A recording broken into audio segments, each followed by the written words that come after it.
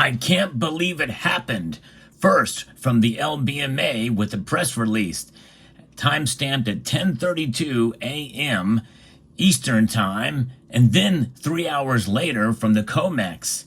It looks like it worked. The silver squeeze has pushed silver's price through and to the moon and beyond. We'll talk about silver's price exploding to almost $50 an ounce in this video as we explore.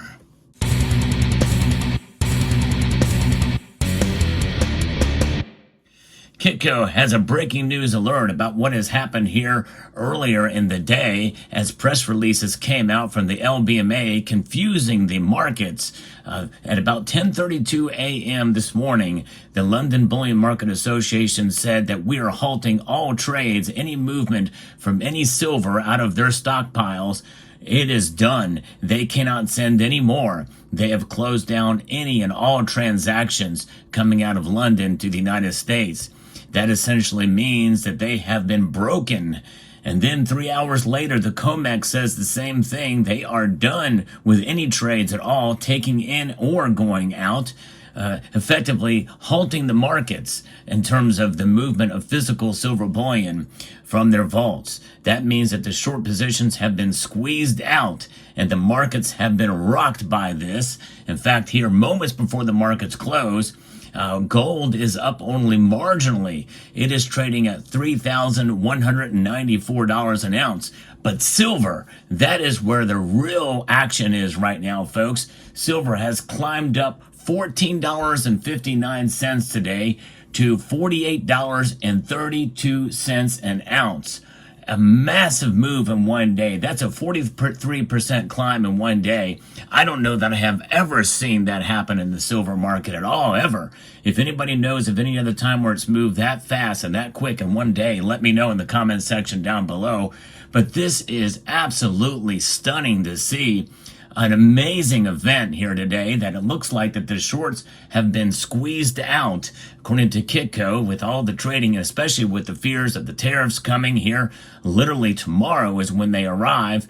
What's going to happen in the days ahead? Will silver come back down to some semblance of reality, or is this just the beginning of something new and big? Now, $48.32, that is where we're at right now, but it did get up to $38.59 at the high earlier in the day. It's going to be very interesting to see what happens when the Asian markets open up after they close in a few minutes here. This is mind-boggling. It's almost unbelievable when I think about it and look at it on the screen here, but that's where we're at with silver. What's going to happen tomorrow, I don't know. But nonetheless, the silver market is essentially halted, and that means that any kind of trades or whatever that's going to happen, you probably want to make your move right now, or maybe not. Wait it out. We'll see how it plays out. But that is an intriguing situation we find ourselves in. Who knows what's going to happen from here on out? You know, I would tell you to buy silver from the channel sponsor, but you know, at $48.32, it may not be a good idea to make a purchase right now. Always look for those dips whenever you're buying silver. But nonetheless, it is a crazy and wild day for sure. Now, if you follow me this far in the video, then more likely you're probably second guessing yourself. Maybe not. It depends on how convincing I was. Because all of that has not happened. That's right, it is April Fool's Day, and yes, the Salivate Metal channel for the very first time ever has participated in an April Fool's joke, and the only reason why I've done it is because I'm not seeing any other channels do it here today, so I figured I would partake. But you know, the reason why I'm doing this is to give a little bit of ammunition to those who accuse me of clickbait. This is an absolute clickbait video, no question about it. But it is what could be and what some hope and wish for down the road with silver. Now, will silver reach $48.32? I think it will. And it may not be too terribly far away. In other words, within the next couple of years, it's quite possible. There's a lot of factors that are come into play that I'm open-minded to with regards to silver. And with some kidding aside, I'm more open-minded now than ever before to this idea of silver price suppression. I believe there is manipulation. I've documented it well and often on this channel, but I also believe in the natural market forces. And there is no question that the LBMA is under stress, and many people feel that the squeezes or that the shorts are, in a sense, being squeezed to some degree now. Now, yesterday was the Silver Squeeze 2.0 buying spree, and I don't really believe that that's the best way to open people's minds to silver and to bring attention to silver. I believe in a slow, steady increase in buying silver, no matter what the price does, no matter where you feel the price should be or should not be. Because if you implement dollar cost averaging and buy silver from time to time, from your favorite bullion dealer or shop around for the best price, you are going to do just fine. It will preserve your wealth. It's proven itself to do that for quite a long time now. In fact, over the past 100 years, silver's proven itself as a store of value and as preserving your wealth. That is indisputable. But nonetheless, on a day like today, we got to have a little bit of fun. And it's something that I don't do lightly, but I thought, what, let's have a little fun today and talk a little bit about what could have been. Imagine if that were to happen. What would it be like to see silver skyrocket like that? Even if it was half of that increase, even if it went up 20% or 10% in a day, that would be big news. And it is quite possible we could see big moves in silver coming along. I still am bullish on silver. I still think it's going to reach $36 by the end of the year. I tend to be more realistic about where silver is going to go. But one thing is for sure, we must be, as buyers of silver and as holders of silver, we must be realistic about what the prospects of silver are going to be down the road. The silver squeeze, obviously, at least if by what happens today with silver's price, down over 1%, it has not had any effect at all. In fact, I think in a way it might have had a negative effect. But there has been a lot of buying of silver, more buying of silver in recent weeks, by the way, which is a good thing. I think it's a good idea to have some silver in your possession and to continue to stack. Yes, I believe in continuing to buy and hold precious metals, both gold and silver. So there it is. Now, what does this mean? Why the gold and silver prices actually go down today? Well, I think in many ways, because of the hype of the tariffs, this might be a consolidation period, and that what they're witnessing here, and people realize, what, it's coming. It's just a day away.